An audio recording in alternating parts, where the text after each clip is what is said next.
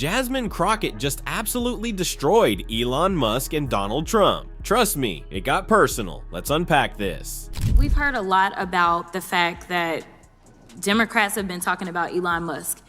And let me give you a news alert. We're not gonna stop talking about him. We're gonna keep talking about him until he is out of here. Now, if he wants to be elected or appointed and confirmed to something, then so be it. But as of right now, we have somebody that for whatever reason, I don't know if y'all just trying to play in our face because you think we're stupid, or if you literally just cannot see the difference in a George Soros and a Bill Gates. But let me give you a little bit of the difference. Number one, George Soros nor Bill Gates ever somehow decided to turn off the spigot of money that was going through to various organizations and agencies to the extent that it had actually been ordered by law that they should have access to it, to the extent that people are dying.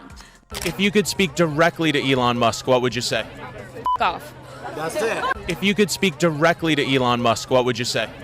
F off. You won't believe what just went down on live TV. Congresswoman Jasmine Crockett just hit Elon Musk and Donald Trump with the kind of verbal wrecking ball that makes you want to rewind and watch it again in slow motion. Trump looked like someone just unplugged his brain mid-sentence. And Elon, he's probably still somewhere tweeting in Morse code. Crockett didn't just clap back. She served up a whole buffet of truth with extra hot sauce. And yes, she dragged Musk for basically moonlighting as a budget villain who's out here blocking legal funding like it's a game of Monopoly. The man is cutting off life-saving money because vibes? And when she said, "Let me give you a little bit of the difference," oof, you knew it was about to go from 0 to flamethrower in 3 seconds flat. George Soros and Bill Gates, still billionaires, but at least they're not cosplaying as Bond villains trying to shut down the government through Wi-Fi. And then there was this moment. Let me tell you something, Mr. Trump.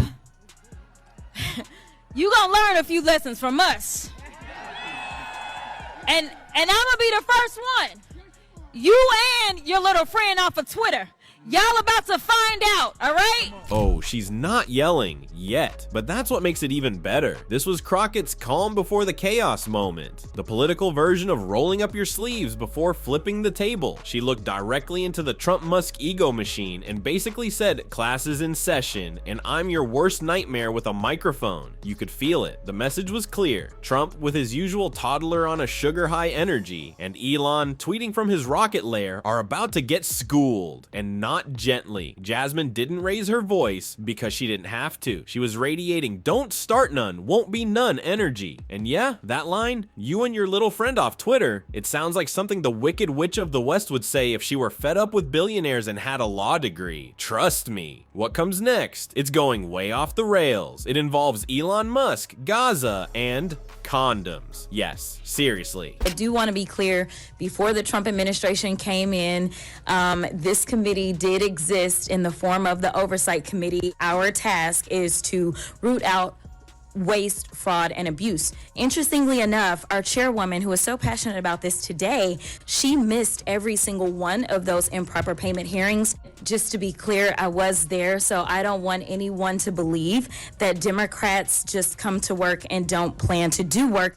Right now, they have relinquished their constitutional duties over to an unelected bureaucrat, someone who no one went out to vote for. And absolutely, he is occupying the Oval Office, as we saw yesterday. And that is a first for me, to see someone occupying the Oval Office who's never actually been elected to the Oval Office and actually answering more questions than the person that allegedly got elected. This is where Jasmine turns the volume down and the burn up. No screaming, no theatrics, just pure surgical grade shade. She basically said, "While y'all were skipping class, I was doing the homework." And did you catch the jab? She didn't just expose Elon's latest mess. She ripped the curtain off the entire cosplay presidency Republicans are currently running. An unelected bureaucrat acting like he's president in the Oval Office? Who needs voters when you've got billionaires playing make-believe with democracy? Honestly, it's giving Silicon Valley coup in slow motion. Now let's talk about the human Tesla recall himself, Elon Musk, the man, the meme, the safety hazard. Somehow this guy fooled half the internet into thinking he's Tony Stark, but Crockett just reminded everyone. His cars catch fire faster than his reputation.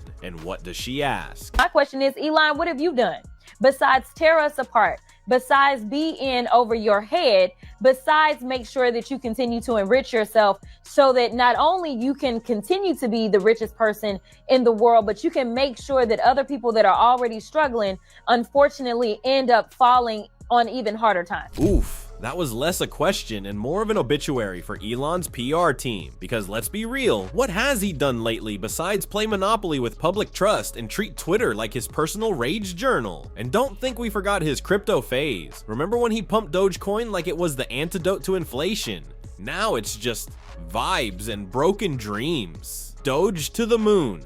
More like Doge to the basement, while Elon's soaking in his second gold-plated bathtub. And Jasmine, she didn't have to exaggerate. She just told the truth, and somehow that hurt more than 1,000 memes. Just wait until we get to the part where he tries to be a humanitarian. You're not ready. Then another layer of fear, especially since normally when you are going to be in a position like that, you have to go through security clearances. And let me tell you, some people think security clearances are all about whether or not you have a warrant or not. No, they look at whether or not you have some sort of divided interest. They look at whether or not you have good credit. They look at so many other things. And we're talking about someone who's unelected, unvetted, and definitely unconfirmed that is now literally sitting atop our $6 trillion. And we don't know what it is that he's doing. And we honestly don't know what role he has. Okay. Hold up, let's get this straight. Elon Musk, a man who struggles to run a social media app without breaking it weekly, is now hovering around $6 trillion of taxpayer resources, without any kind of security clearance. No background check, no vetting, just a one-way ticket into the heart of government spending like it's Black Friday at the Pentagon.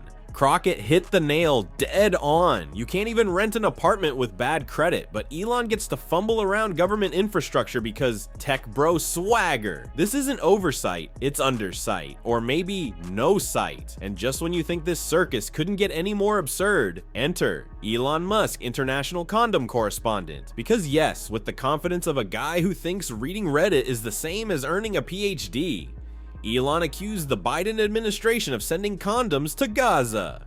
Condoms, not aid, not water, not insulin. Condoms. Apparently, he thinks the US government is out here playing Cupid while civilians are being bombed. And of course, there's zero evidence. Not a single invoice, no receipts. Just Elon tweeting like a QAnon uncle after 3 Red Bulls and a conspiracy podcast binge. And Jasmine, oh, she shut it down like a librarian during finals week. If you are trying to conduct audits and figure out where the waste, fraud, and abuse is, I don't know why you would go to some tech guy. In fact, it was only techies that were sitting there at inauguration. We didn't have auditors. I would welcome auditors to come in and do forensic audits. In fact, he sat there in the Oval Office yesterday and he admitted that he was lying and he was using his propaganda machine to do it when he said that we sent millions of dollars to Gaza for condoms. That was a lie. That was a fatality. She didn't argue, she documented. She reminded the room that Elon isn't an auditor, he's just an unhinged tech guy with a Wi-Fi connection and a god complex. And he admitted it, said it with his whole chest right from the Oval Office like he was reading off a Facebook meme. And just when you think the Elon mess is the peak of the madness, here comes the walking Cheeto dust storm himself, Donald J. Trump. Elon's chaos almost looks quaint when compared to Trump, who showed up looking like he mistook a press conference for a Mar-a-Lago brunch buffet. And Jasmine, she didn't just roast him, she flambéed him like she was hosting Hell's Kitchen. You were involved in a hearing with Elon Musk about condoms. Right? Do you remember this whole? It wasn't with Elon. Elon, if you're watching, come through, boo, because you haven't shown up to the Doge subcommittee yet. Right. That's right. Crockett throwing shade like it's part of the congressional dress code. Elon's out here tossing conspiracy tweets into the wind, and Jasmine's just standing there like, Elon, sweetie, you could have shown up, but you didn't because you're scared of follow-up questions that don't come with a like button. And then came the real dessert course. Donald Trump, America's least successful overachiever, trying to convince everyone he's the next Warren Buffett. Spoiler alert, the only thing Trump successfully ran into the ground faster than Trump vodka is everything else else he's ever touched. The man really flexed his business genius, the same genius that brought us Trump steaks, tasted like regret, Trump University, legally classified as fraud, and of course Trump vodka, which failed in a country that literally runs on alcohol. He even bankrupted a casino. Do you know how hard that is? That's like setting a pile of winning lottery tickets on fire and calling it strategy. People show up to casinos specifically to lose money, and he still lost more. Crockett, calm as ever, just laid it all out. No shouting, no gimmicks, just truth. The kind that slaps harder than Trump's hairline in a wind tunnel. This just happened to be after, in a bipartisan way,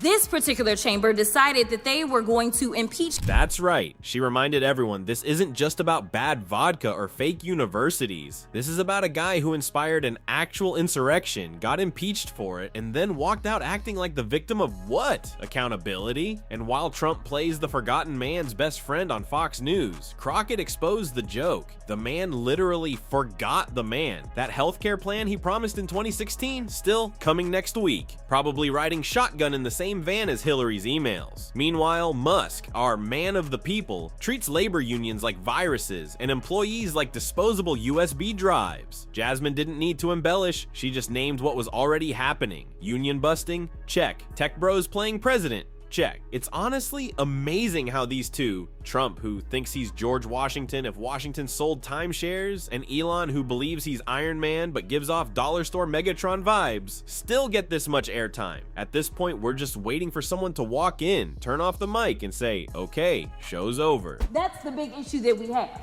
Elon Musk boosted false US aid conspiracy theories to shut down global aid. Now, while he was boosting those lies about US aid, and he was stopping money going for, say, things such as Head Start, somehow the only money that didn't stop was the money to him and his organization. Now, I don't know how you can have him be the watchdog as well as the guy that is literally living off of the government. If we want to talk about government welfare, it looks like Elon Musk, because it's my understanding that just on yesterday, a new contract was approved for approximately $300 million for Elon Musk. Boom. Crockett pulled no punches and said what we were all thinking. Elon Musk isn't the watchdog. He's the guy eating the kibble while robbing the pet store. He's out here pushing wild conspiracy theories about USAID, cutting off critical funding for programs like Head Start, while somehow keeping the cash faucet wide open for himself? That's right, the man who loves to rant about government handouts just bagged another $300 million contract. If hypocrisy were a Tesla model, Musk would be the Plaid edition. And this free speech thing, don't even get started. Musk acts like he's the last Jedi of free expression. But say one word about his self-driving disasters, or the fact that Twitter,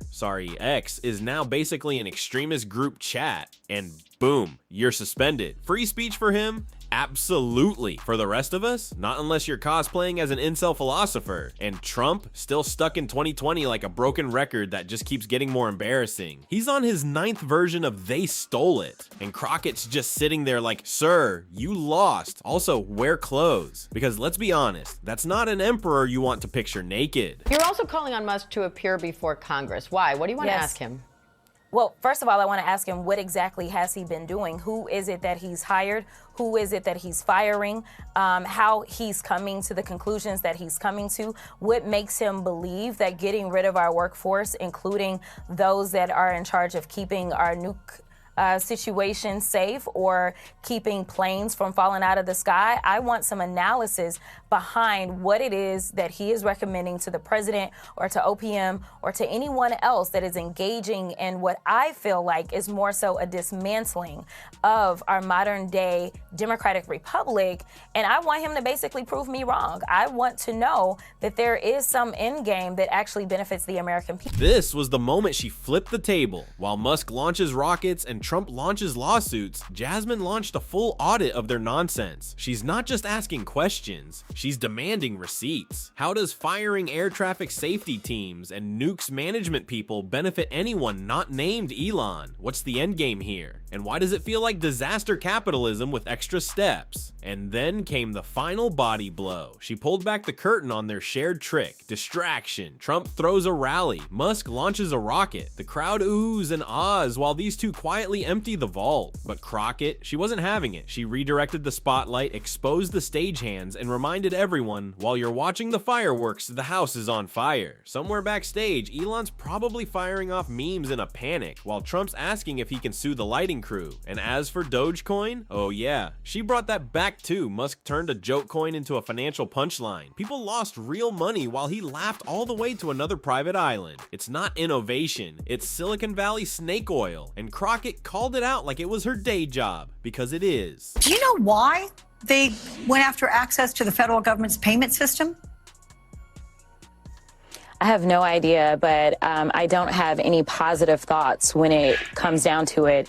I appreciate that you played the clip of Jamie Raskin, and as you know, Congressman Raskin asked, why do you need access? I mean, here it is. I'm a wholly, fully elected member of Congress. I don't have that kind of access. So when you start talking about who should have access to literally the system that controls approximately $6 trillion of our dollars, I don't really understand, because the people that worked in those positions could only distribute money per the law. So why is it that the Doge Committee would have to have access? And that's not the place that you go to look for cuts. You look at our budget, which it is Congress that has the power of the purse. You look at our budget, you help the president come up with his proposed budget, and then the House and the Senate will decide what we send to his. And just like that, Crockett cracked the whole thing wide open, because the second she questioned why Elon and his MAGA minions wanted access to literally the money printer of the federal government, it became painfully clear. These people don't want oversight. They want control over your money. And Jamie Raskin's voice echoing in the background, that was basically the soundtrack to their credibility crumbling into confetti. Crockett's point? Sharp, direct, lethal. Congress holds the purse, not Space Karen, and definitely not the guy who thought Puerto Rico was a separate country. She didn't just speak truth, she dragged the whole circus tent down with her. And when she started pulling the threads, the fake charity stunts, the MAGA manufactured outrage, the non-stop blame shifting, oh, it wasn't just a clapback. It was a political takedown worthy of a Netflix special. She broke it down so effortlessly, it felt illegal. Here's the real kicker. Elon and Trump, they're not innovating. They're just rerunning the same tired script. Step 1, break something that matters. Step 2, blame the nearest Democrat. Step 3, tell Twitter it's part of a bold new vision. Meanwhile, nothing gets fixed. People suffer, and somehow they get richer. What a coincidence, right? By the time Crockett wrapped, Elon looked like someone who just realized his next rocket might explode on the launch pad. And Trump, he looked like he remembered mid-sentence that he still doesn't know where Ukraine is, or how maps work, or how to pronounce anonymous. And so I think that we have to understand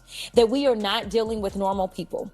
We are dealing with someone who is proven to be a criminal, proven to be disrespectful to us as Americans. And listen, we have to fight him the exact same way. We have to come back with the same type of energy. Boom, that was it. Crockett dropped a truth bomb so loud, it probably gave Trump's legal team a migraine. Musk and Trump were left in the digital dust. Credibility scorched, egos obliterated, and the audience? Eating it up like popcorn at a scandal marathon. No notes, just vibes and carnage. It wasn't just a roast, it was a political exorcism. Crockett didn't just call them out, she erased them, one mic drop at a time. And the best part, not a single angry billionaire could come up with a comeback that didn't sound like a malfunctioning ChatGPT prompt. The crowd obsessed, the bots melting, the empire crumbling. Make sure that I keep it short, but I am truly here for very selfish reasons. Starting with, on March 29th, it's my birthday. And all I want to see happen on my birthday is for Elon to be taken down. The woman wants Elon served for her birthday, and honestly, same. While Musk's probably busy drafting another half-baked tweet about Dogecoin from the jacuzzi of his 4th mega yacht, trying to act like he's still relatable. And Trump? Oh, he's still doing his greatest hits, yelling about rigged elections like your uncle who got banned from Facebook but won't stop talking about it at Thanksgiving. Meanwhile, Jasmine Crockett, she's sitting back like a queen, sipping her birthday tea, knowing she just obliterated the 2 biggest egos in America and made it look easy. The way she casually dismantled them, it had main character energy. Not only did she clock Musk and Trump with surgical precision, she did it with the kind of confidence you only get from knowing you're 100% right and they're 100% toast. So next time one of these two tries to hijack the headlines again,